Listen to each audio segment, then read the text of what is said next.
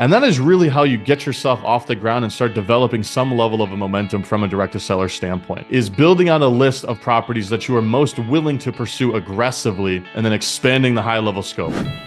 Welcome to the Multifamily Wealth Podcast. I'm your host, Axel Ragnarsson, and on this show, I dissect how seasoned multifamily investors started, built, and scaled their businesses. What's going on, everybody? Welcome back to another episode here on the Multifamily Wealth Podcast. In this quick solo episode, I'm going to be chatting about the most basic and simple way that multifamily investors can start marketing directly to sellers, even if they don't have a big budget, even if they don't have a lot of time, even if they don't even necessarily believe that it works, which is obviously total BS because that's what we've built our business on and many other investors have as well. But in this episode, I'm going to give you the most basic and simplified approach to actually cultivating relationships with sellers and increasing the likelihood that you find a great off-market deal. And in this context, it's going to be direct to seller. So the high-level thesis here is I think every single multifamily investor should have a list of their dream properties, right?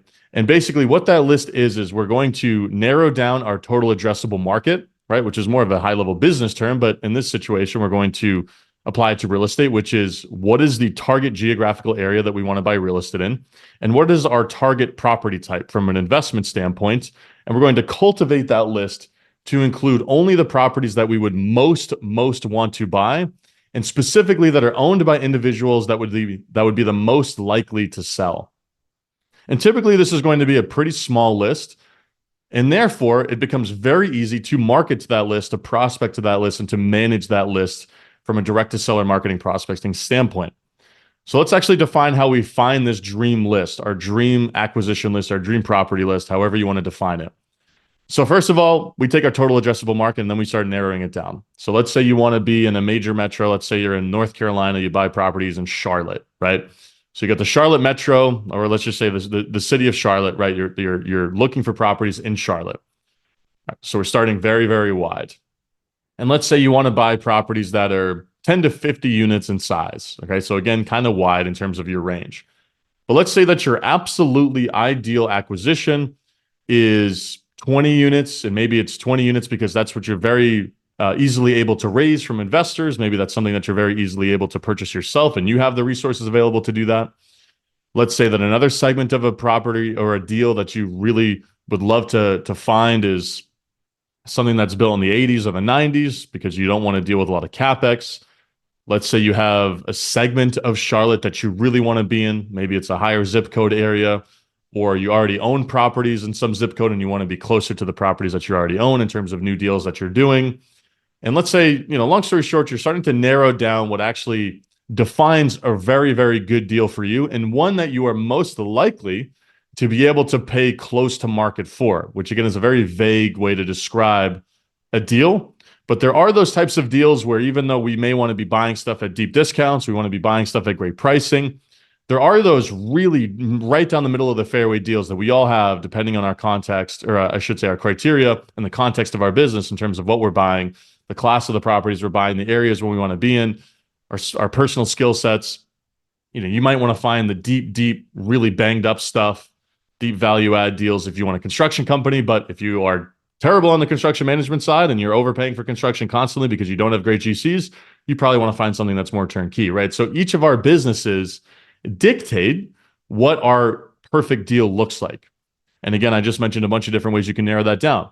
But when you find that deal that perfectly aligns with your skill set as an investor, your geographical location, your size, size range from a criteria standpoint, maybe the year built, et cetera, the tenant base, you should be able to pay a little bit closer to the market. You should be able to stretch your criteria a little bit in terms of what you're willing to pay because it perfectly aligns with what you're looking to buy. So long story short, that's what we're trying to develop here when we're building out our dream list.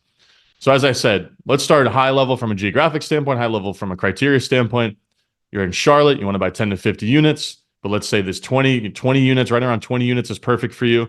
So let's say you narrow down this dream list to 15 to 25 units, or maybe you want to keep it a little bit wider. You do like 10 to 30. You have these zip codes you want to be in. You want to buy 80s, 90s, and you start narrowing down. So So next thing we want to do is filter based on ownership. We should be looking for properties that have been owned for at least 5 years here. And all this talk about debt distress and there's motivated sellers because they have, floating rate debt, all that stuff, et cetera. That's all very overblown in the context of who's truly going to be the right seller in terms of the one that is going to accept maybe a slightly below market price or is going to be a little bit more willing to sell. And frankly, the people that are still the most willing to sell are the longer term owners who have equity that are motivated by more lifestyle oriented situations.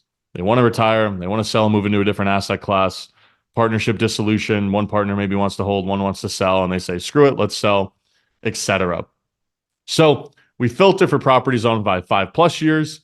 If you want to be extremely narrowly defined in terms of how you're categorizing the properties that you want to include on your list, maybe you go 7+ years, maybe you go 10+ years. But long story short, you should be building out a list of properties that you would absolutely kill to buy, that you would just drop everything to pursue. And depending on how much time you have available to market and prospect, that list may be different sizes, or a different size, I should say.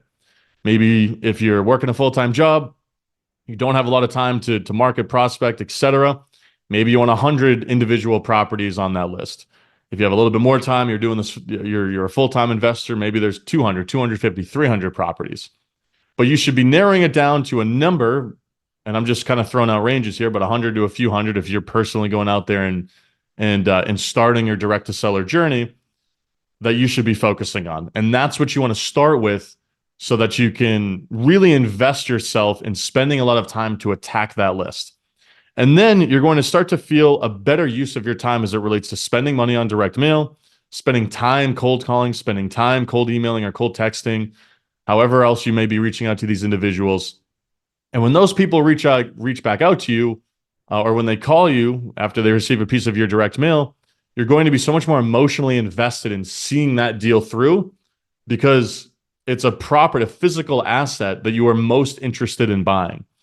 And that is really how you get yourself off the ground and start developing some level of a momentum from a direct-to-seller standpoint, is building out a list of properties that you are most willing to pursue aggressively and then expanding the high-level scope from a geographic standpoint, from an ownership standpoint, from a physical asset standpoint.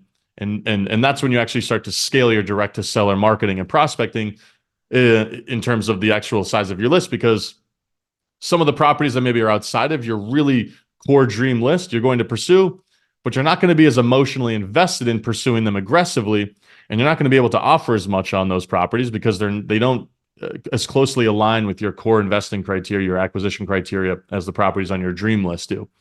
So you should be starting with a really, really well-defined dream deal list, dream property list, and pursuing that aggressively. I have plenty of other episodes on the podcast feed talking about where you can get data, where you can buy, all this information, but great place to start is ListSource.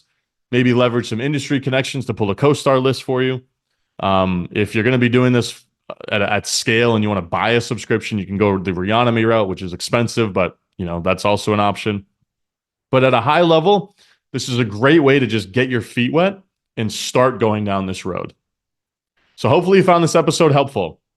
And if you did find it helpful and you're connected with some other investors in your network who you also might think might find it helpful, I'd certainly appreciate it if you quickly shared it with them over text or over email. If you really want to be a hero to me, maybe throw it up on your Instagram story or share it in some other public fashion. But again, that's how we get this show in front of more folks, is sharing it. So I appreciate everybody out there that's talking up the podcast and sharing it with people in their network. And if you personally enjoyed something or enjoyed this episode and learned something, I should say, and you haven't already left a rating and review for the podcast, I'd certainly appreciate that as well. But happy hunting out there. Good luck finding deals. Again, if you're not going direct to seller yet and you want to really dive into this topic, go look at some of the other podcasts that we've released on the feed. If you scroll 5, 10, 20 episodes back, you're going to find all kinds of content as it relates to going direct to seller to find deals. But again, thanks for listening to the podcast, and I'll catch you guys on the next episode.